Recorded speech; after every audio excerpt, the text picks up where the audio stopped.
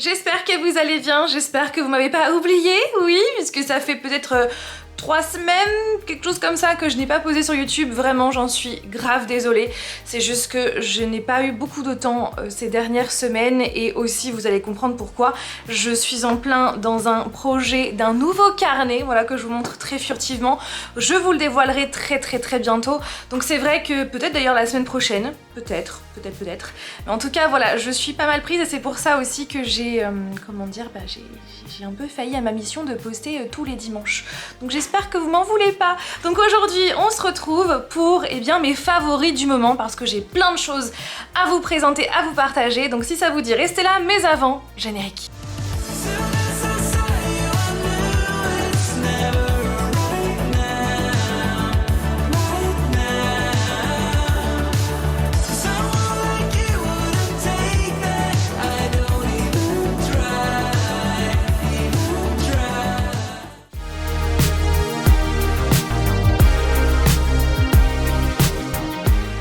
D'habitude, je vais commencer avec ma playlist du moment et comme d'habitude, je suis hyper frustrée parce que je ne peux pas vous faire écouter les musiques directement. Donc si vous avez envie de les écouter, je vous invite à aller me retrouver sur Spotify sous le pseudo Fancy Fanny pour retrouver ma playlist du moment pour écouter toutes ces musiques que j'aime trop en ce moment. Depuis sa sortie, j'écoute en boucle Arirang, le dernier album des BTS qui est juste incroyable, que j'aime tellement, mais vraiment. Depuis sa sortie, j'écoute aussi en boucle toujours Kiss All The Time Disco Okjanali, le dernier album de Harry Styles, qui est une pépite aussi. Depuis quelques temps maintenant, je suis extrêmement fan de l'artiste Samber parce qu'à chaque fois qu'il sort une musique, elle est juste incroyable.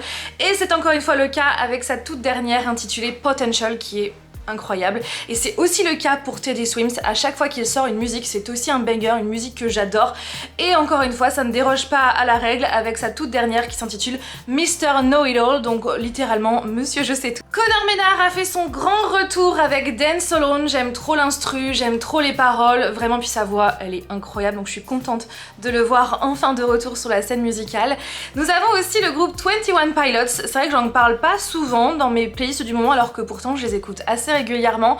Et récemment, je suis tombée totalement in love de leur musique Drag Path, qui était aussi une musique secrète de leur dernier album, sauf que depuis peu, elle est enfin sortie sur les plateformes d'écoute. Et je l'écoute, mais en vrai, tous les jours, en vrai, sans vous mentir. Je suis fan de One Republic depuis que je suis ado, depuis que j'ai écouté pour la toute première fois Apologize en featuring avec Timbaland. Et depuis, je les suis, j'écoute toute leur musique, je suis fan de pratiquement toute leur musique parce que c'est vraiment un groupe qui à chaque fois ne me déçoit pas. Et encore une fois, ils ont sorti donc la musique Need Your Love que j'avais entendue donc lors de leur concert, donc au mois d'octobre, qui était l'un des meilleurs concerts que j'ai vécu de ma vie. Il était juste incroyable. Et donc je vous invite à aller voir ma vidéo pour voir un petit peu le vlog justement de ce concert. Ryan Tedder avait expliqué à ce moment-là que cette musique n'était pas encore sortie et qu'il voulait la tester auprès du public pendant plusieurs mois avant de la sortir officiellement.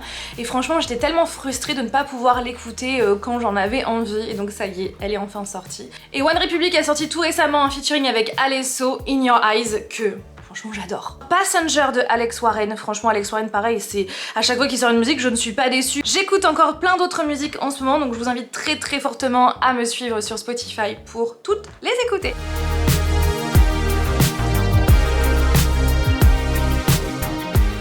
Et si on parlait de roman avec mon club de lecture Heurtaisie Club, donc c'est un club de lecture spécial Romantaisie.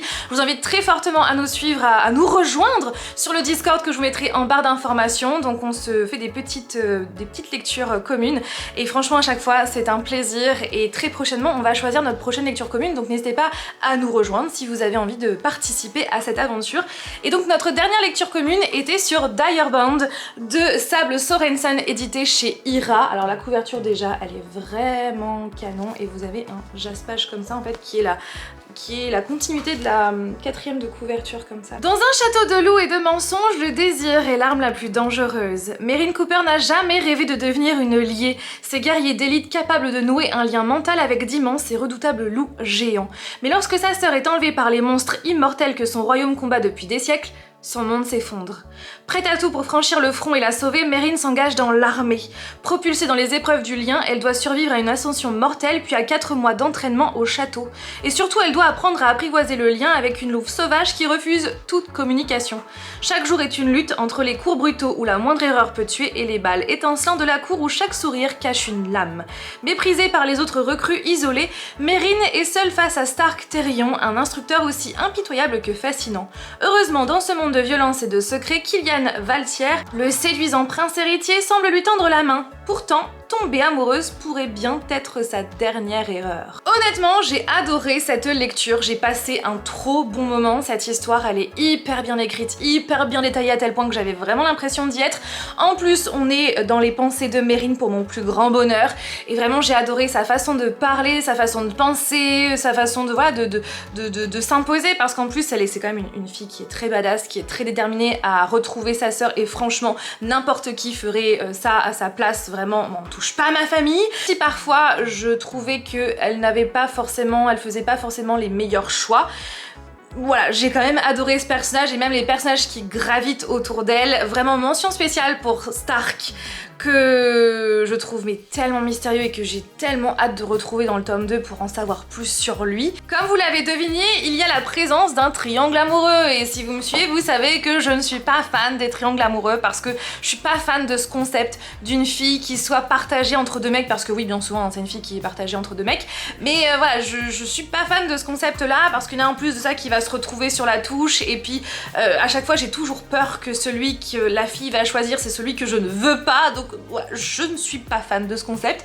Mais là honnêtement, ce triangle amoureux ne m'a pas déçue parce que bien que je m'y attendais un peu, il se passe un plot twist qui nous fait, voilà, en fait ça change la direction du triangle amoureux, et vraiment j'aime la direction que l'autrice a prise. Donc voilà, c'est pour ça que je peux vous dire que pour une fois le triangle amoureux ne m'a pas dérangée, même si certaines scènes m'ont agacée. Voilà, encore une fois je ne veux rien vous dire pour ne pas vous spoiler, mais quoi qu'il en soit, le triangle amoureux ne m'a pas dérangée. C'est vraiment une histoire qui est très bien construite, le world building est très bon, vraiment, puis cette histoire de loup géant, de lier, enfin je trouve que c'est vraiment, vraiment bien détaillé. Et vraiment j'ai adoré cette histoire et j'ai qu'une seule hâte, c'est de lire la suite et puis de faire une autre lecture commune avec le Heurtesy Club. Je vous invite vraiment à nous rejoindre.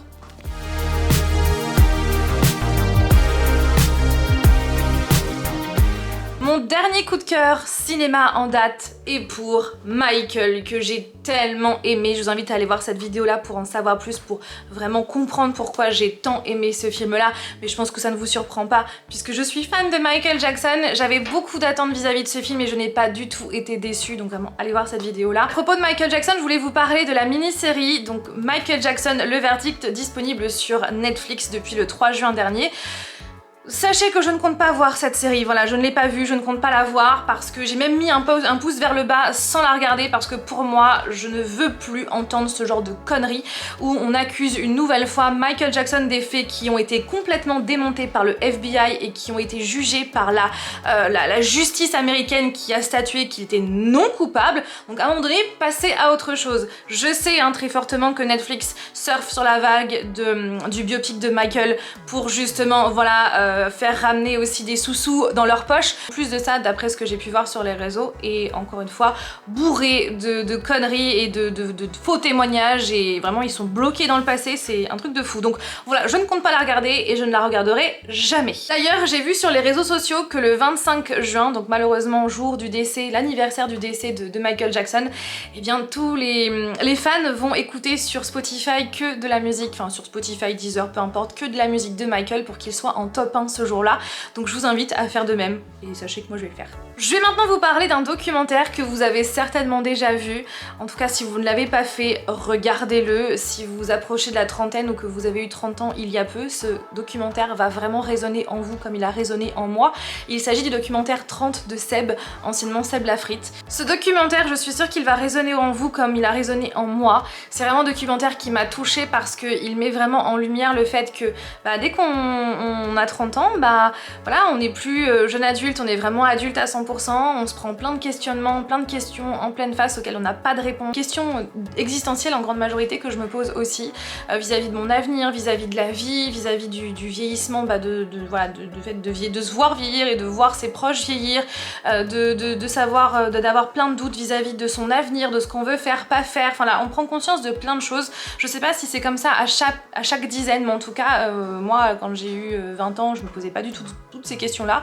J'avais déjà un peu de stress, enfin, j'ai toujours eu de l'anxiété, donc voilà, mais vis-à-vis de toutes ces questions existentielles, c'est des questions que je me posais pas en fait à cet âge-là et qui sont venues progressivement à la fin de ma vingtaine et qui maintenant je suis en plein dedans, même si j'ai 33 ans, je suis en plein dedans, je me pose toujours ces questions-là et c'est vrai que le fait de voir ce genre de documentaire, on comprend, on réalise qu'on n'est pas seul dans ce cas-là et ça fait du bien, vraiment ça fait du bien, donc regardez ce documentaire. Je suis sûre qu'il va vous toucher autant que moi, je m'attendais pas du tout à pleurer en le regardant, mais ça a été le cas mais pleurer aussi d'un bien fou dans le sens où de se dire ouais voilà, moi aussi j'ai ces questions là et ouais, ça fait du bien. Donc vraiment regardez-le ce documentaire. Je vais maintenant vous parler d'un fan film que je vous conseille tellement de regarder s'il vous plaît. Il s'agit du fan film Le Prince Cruel par Inès Catella qui est disponible sur la chaîne YouTube Elle-Fame. Je vous mettrai le lien ici en barre d'informations. Regardez absolument ce court-métrage. Donc pour le moment c'est le premier épisode, il va y en avoir d'autres, mais pour ça voilà, il leur faut des moyens puisque c'est un court-métrage fait par une petite production, mais vraiment ce court-métrage est de qualité et vraiment regardez-le si vous avez lu la saga Le Peuple de l'air, donc Le Prince Cruel par Holly Black, qui est juste ici. Donc si vous avez lu Le Prince Cruel, regardez ce court-métrage. Il est incroyable parce que déjà c'est français avec de super acteurs, un super décor, avec des make-up, des costumes, bref, tout y est, même le générique, même que ce soit donc l'intro ou l'outro. Une dinguerie, vraiment une dinguerie. Et la musique, donc c'est Flint and Tinder, elle est incroyable, vraiment. Tout est incroyable dans ce court-métrage, donc vraiment regardez-le. J'ai eu un gros coup de cœur pour cette histoire, sachant que j'ai adoré la saga Le Peuple de l'air par Holly Black.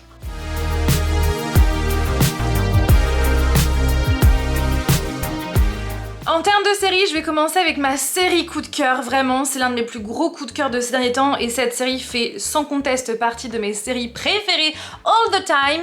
Il s'agit de One Piece. Vraiment, cette série, elle est incroyable, vraiment. Soit au niveau des acteurs qui ont été extrêmement bien choisis pour jouer ces personnages qui sont juste incroyables, que ce soit les décors, que ce soit aussi le réalisme vis-à-vis en fait des mangas, puisque je suis en train de les lire actuellement, et la série animée aussi. J'avais déjà commencé à l'époque, mais j'ai recommencé et oui, j'en suis loin d'avoir terminé, mais vraiment je trouve que c'est très proche de ce que justement Eiichiro Oda avait écrit et vraiment je suis trop fan de cette série, la musique, l'ambiance, enfin tout y est pour passer un super moment à tel point qu'on l'a regardé 3 fois, oui on a regardé les 2 premières saisons 3 fois en tout depuis la sortie de la saison 2 et vraiment vivement, bon pas trop non plus parce que le temps passe déjà assez vite, mais vivement le mois de janvier pour la saison 3. Avec mon chéri nous sommes tombés totalement fans de la série Ghost, donc la version américaine, sachant qu'il existe 3 versions à ce jour de cette série, donc la version française, la version britannique et la version américaine. Pour le moment nous on regarde la version américaine, mais après c'est clair qu'on va regarder les autres versions parce que cette série on l'aime trop. C'est l'histoire de Samantha et Jay, un couple de New-Yorkais qui va hériter d'une maison, donc c'est Samantha qui va hériter d'une maison, donc la maison familiale de sa grand-mère ou de sa grande-tante, je ne sais plus, et donc elle veut en faire un Airbnb, sauf que son mec, Jay, ne veut pas, mais pas du tout, sauf qu'il va changer d'avis quand Samantha va tomber dans les escaliers, quand elle va finir à l'hôpital, sauf qu'en se réveillant de cet accident qui lui a fait donc un choc à la tête, elle va s'apercevoir qu'elle voit les fantômes, notamment les fantômes de ce manoir familial. Elle voit un viking, un indien, un scout, une chanteuse des années folles, elle voit aussi une gouvernante des années 1800 et quelques, elle voit aussi une hippie et même un mec des années 90, voilà. Elle voit tous ces fantômes-là dans sa maison et pas que, elle voit aussi les fantômes qui sont à l'extérieur de la maison. Mais vraiment, j'adore parce qu'elle va devoir apprendre à vivre avec ces fantômes-là tout en rénovant le manoir pour en faire un Airbnb. Et puis aussi, elle va les aider, ils vont l'aider et chaque fantôme est vraiment attachant parce qu'ils viennent tous d'une époque où sont tous différents et sont tous attachants à leur manière. Donc vraiment, je vous invite très fortement à regarder cette série. En plus de ça, c'est fun, il y a de l'humour, c'est hyper sympathique. Les épisodes durent une trentaine de minutes à chaque fois, donc vraiment on passe un super bon moment. Et si on parlait maintenant de K-drama, oui, ça faisait un petit moment que je ne vous avais pas bassiné avec ce genre. En vrai de vrai, avant de vous présenter, avant de voir les deux que je vais vous présenter dans cette vidéo, j'en ai vu plusieurs, sauf que j'avais pas spécialement accroché, notamment avec l'un d'eux. L'autre, je m'étais pas... Voilà, j'avais pas forcément plus aimé que cela, donc c'est vrai que ça faisait un petit moment que j'avais pas été vraiment happée par un K-drama. Et bien là, ça a été le cas avec deux K-dramas où on peut retrouver l'acteur Byun Woo-seok, qui est donc d'ailleurs dans les personnages principaux. Le premier, il s'agit de Perfect Crown, disponible sur Disney+. Alors à ce jour, vous avez un épisode qui sort tous les jeudis.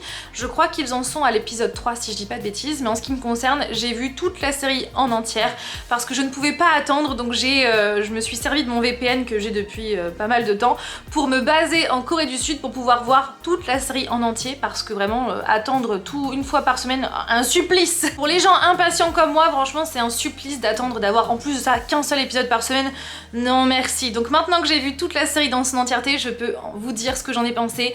J'ai adoré, j'ai eu un coup de cœur pour cette série. L'histoire se passe en Corée du Sud dans la monarchie constitutionnelle du 21e siècle, et donc on va suivre Wee-ju qui est la PDG de Castle Beauty. C'est aussi l'entrepreneuse la plus riche de Corée du Sud, à tel point que elle possède une Bugatti Chiron rouge, sachant qu'il existe très peu d'exemplaires dans le monde, qui est juste magnifique, mais d'ailleurs elle a pris cher dans la série. Je ne sais pas du tout comment ils ont fait parce que c'est quand même une voiture qui est très très rare. Bref, donc c'est la plus riche de Corée du Sud, mais c'est aussi la fille illégitime de son père, donc le PDG de Castle Group, qu'il a donc eu hors mariage, et c'est vrai qu'elle a toujours été rabaissée par rapport à ça, sachant qu'elle a un demi-frère qui lui est le fils légitime de son père, qui a toujours été mis sur un piédestal, ce qui n'est pas le cas pour elle, et donc son frère il est PDG d'une autre branche en fait de Castle Group. En plus de ça, son frère s'est marié à une noble, donc vraiment il a un statut social assez élevé, ce qui n'est pas son cas. Et donc pour prouver à toute la Corée du Sud qu'elle en vaut vraiment la peine, il lui faut un statut social pour que justement les gens oublient aussi le fait que c'est la fille illégitime de son père. Et c'est là que Wee-ju va avoir une idée. Pourquoi pas se marier avec le prince Ihan qu'elle a déjà rencontré par le passé et qu'elle va re-rencontrer. Donc pourquoi pas se marier avec lui afin d'avoir un vrai statut social.